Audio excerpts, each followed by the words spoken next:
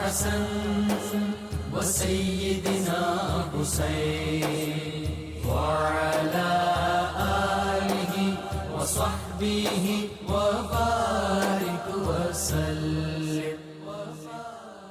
Welcome back ناظرین کرام. کتاب الشفا سے نسخے کا وقت ہو گیا.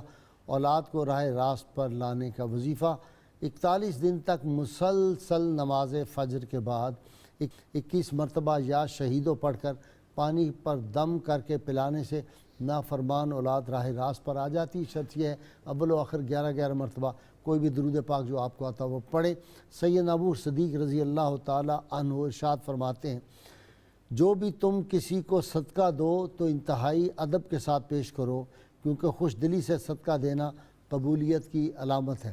ناظرین کرام، اللہ کریم سے دعا ہے کہ اس ماہ مبارک کی مبارک ساتوں میں اللہ تعالی حضور رحمت عالمین صلی اللہ علیہ وسلم کی غیر مشروط محبت اور لامحدود وفاداری نصیب فرمائے.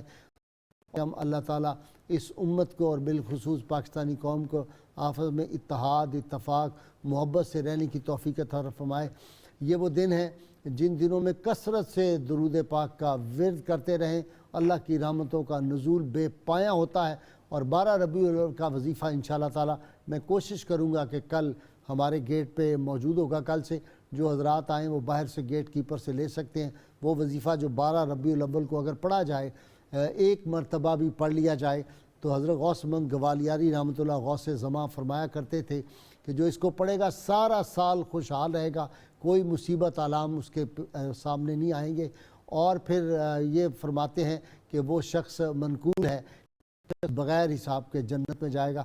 پچھلے برس بھی میں نے بتایا تھا، اس برس بھی جو چاہیں دائرہ مخلصین ہماری جو تربیت ایک ہے